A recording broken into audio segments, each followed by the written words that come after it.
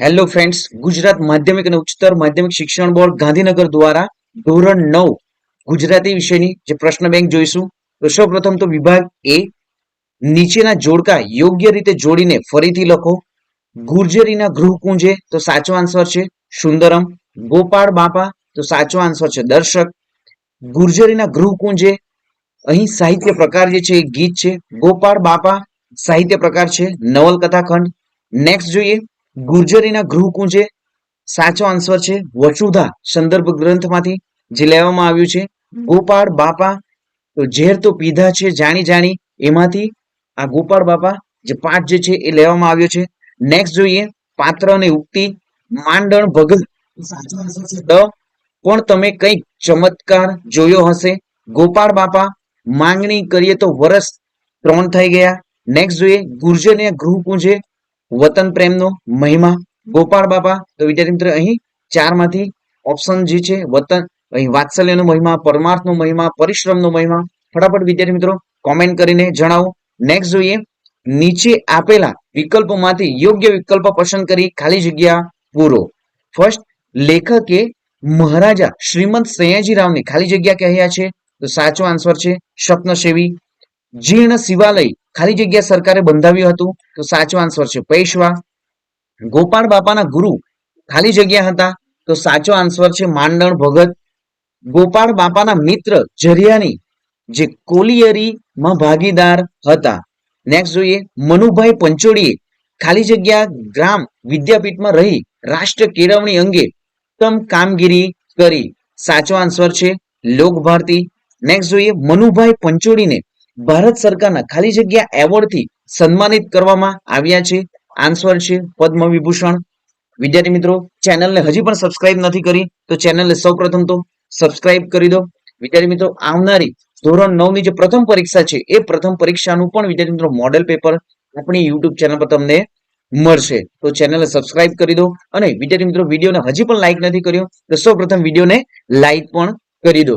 અને વિદ્યાર્થી મિત્રો, આવનારા સમયમાં ધોરણ 9 ના વિદ્યાર્થી માટે સ્કોલરશિપની જે પરીક્ષાઓ છે પીએસટી અને એસએસઈ ની એ પરીક્ષાની તૈયારી પણ વિદ્યાર્થી મિત્રો આપણી યુટ્યુબ ચેનલ પર કરવામાં આવે છે. તો ચેનલને હજી પણ સબસ્ક્રાઇબ નથી કરી તો ચેનલને સબસ્ક્રાઇબ પણ કરી દો. અને વિદ્યાર્થી મિત્રો, તમારા જે ફ્રેન્ડ્સ છે, રિલેટિવ્સ છે, એમને પણ જે વિડીયોની લિંક જે છે એ શેર કરી દો. જોઈએ આગળ, અષાઢના ખાલી જગ્યા ઝીલિયા રણઝણતા ઉરતંતે તો અહીં સાચો આન્સર છે ગર્જન. 8, ગુર્જરીના ગૃહકુંજે કાવ્ય ખાલી જગ્યા રાગમાં સ્વયંબદ્ધ થયું છે તો અહીં આશાવરી કે કાફી. તો વિદ્યાર્થી મિત્રો ફટાફટ કોમેન્ટ કરીને જણાવો કે અહીં સાચો આન્સર શું છે. જોઈએ આગળ, જીવન જંગે જગત ભમ્યા પણ વિસર્યા નહીં તો સાચો આન્સર શું છે? અહીં ઓપ્શન છે મોહમાયા કે ગૃહમાયા. તો સાચો આન્સર છે ગૃહમાયા. નેક્સ્ટ જોઈએ, સુંદરમે ખાલી જગ્યા આશ્રમમાં પૂર્ણ યોગના સાધક તરીકે જીવન વિતાવ્યું હતું તો સાચો આન્સર છે શ્રી અરવિંદ. નેક્સ્ટ જોઈએ, નીચે આપેલ પ્રશ્નોના એક વાક્યમાં ઉત્તર લખો.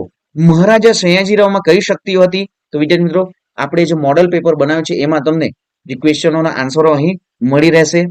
ખાસ વિદ્યાર્થી મિત્રો, પ્રથમ આવનારી જે પરીક્ષા છે એ પરીક્ષામાં વિદ્યાર્થી મિત્રો આ એકમ કસોટીમાંથી પૂછવામાં પણ આવશે.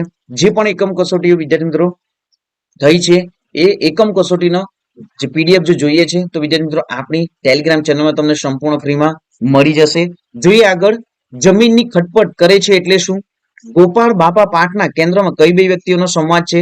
માંડણ ભગતની કઈ ભલામણ આજના યુગને બંધ બેસતી છે? સાચું જીવતર જીવતા ગોપાળ બાપા કેવા લાગે છે? ગુર્જરીના ગૃહ એટલે કોનું ગૃહ? સુંદરમનું પૂરું નામ જણાવો. મોસ્ટ ટાઈમ છે વિદ્યાર્થી મિત્રો આવનારી પરીક્ષાઓ માટે પણ.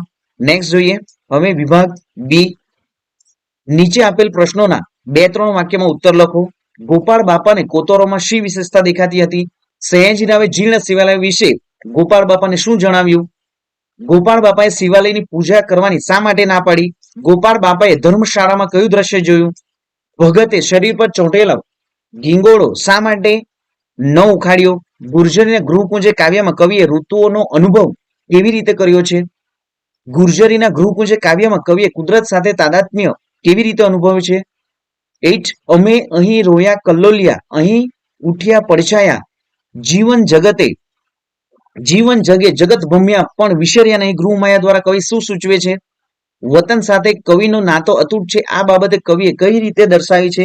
ગુર્જરીના ગૃહ કુંજે કાવ્યના આધારે તમારા બાળપણના પરાક્રમો જણાવો. નેક્સ્ટ જોઈએ, નીચે આપેલ પ્રશ્નના સવિસ્તર ઉત્તર લખો. તો અહીં સંપૂર્ણ વિદ્યાર્થી મિત્રો તમે સ્ક્રીનશોટ પણ લઈ શકો છો. નેક્સ્ટ જોઈએ, વિભાગ સી, માંગ્યા પ્રમાણે ઉત્તર લખો. નીચેનામાંથી રેખાંકિત વિશેષણના પ્રકાર જણાવો. વિશેષણ શોધીને પ્રકાર જણાવો. મૂડી નાખતા પહેલા સૌ ગણે ગાણીએ. નીચેનામાંથી કયા વાક્યમાં વિશેષણનો ઉપયોગ થયો છે? તો અહીં સંપૂર્ણ વાક્યો છે. નેક્સ્ટ, નીચેના વાક્યમાં કયું વાક્ય ગુણવાચક વિશેષણનું નથી તે શોધીને લખો. નીચેનામાંથી અવિકારી વિશેષણ શોધો. નીચેના વાક્યમાંથી સર્વનામ શોધો. પેલું મંદિર જોયું, અહીં સર્વનામ છે, ઓપ્શન તમને આપ્યા છે. મેં ધારીને બોલનારને જોયો, સર્વનામ શોધો. અહીં વિદ્યાર્થી મિત્રો સંપૂર્ણ તમે જે વ્યાકરણ વિભાગ પણ જોઈ શકો છો. નેક્સ્ટ જોઈએ વિભાગ ડી, નીચે આપેલ કાવ્ય વાંચી તેની નીચે આપેલ પ્રશ્નના ઉત્તર લખો. ભૂમ્યા વિના મારે ભમવાતા ડુંગરા. આ રીતે જે પ્રથમ પરીક્ષામાં પણ વિદ્યાર્થી મિત્રો પૂછાશે અને કાવ્ય આપ્યું છે એ કાવ્ય નીચે તમને ક્વેશ્ચન પૂછાશે. તો સંપૂર્ણ કાવ્ય રીડ કરીને તમારે આન્સરો લખવાના રહેશે. મોસ્ટ આઈમ્પી છે વિદ્યાર્થી મિત્રો. આ એકમ કસોટીમાંથી જ આવનારી જે પ્રથમ પરીક્ષામાં પૂછાશે. નેક્સ્ટ જોઈએ, અહીં 4 વિદ્યાર્થી મિત્રો કાવ્ય આપવામાં આવ્યા છે અને એમના ક્વેશ્ચનો પણ જણાવવામાં આવ્યા છે. નેક્સ્ટ જોઈએ, નીચે આપેલ મુદ્દાઓ પર આધારિત આશરે 150 શબ્દોમાં નિબંધ લખો. વૃક્ષો વાવો, પર્યાવરણ બચાવો, મારું વતન, આપણા તહેવારો, મિત્રતાની મીઠાશ, પુસ્તકો માનવીના સાચા મિત્રો. તો વિદ્યાર્થી મિત્રો આ જે નિબંધો છે એ પણ આવનારી પ્રથમ પરીક્ષા માટે આઈએમપી છે. તો ખાસ વિદ્યાર્થી મિત્રો તમારી નોટબુકમાં આન્સર સાથે લખી લેવું. મળીશું વિદ્યાર્થી મિત્રો નેક્સ્ટ વિડીયોમાં નવી જ્ઞાન નવી માહિતી સાથે. જય હિન્દ વિદ્યાર્થી મિત્રો, વંદે માતરમ.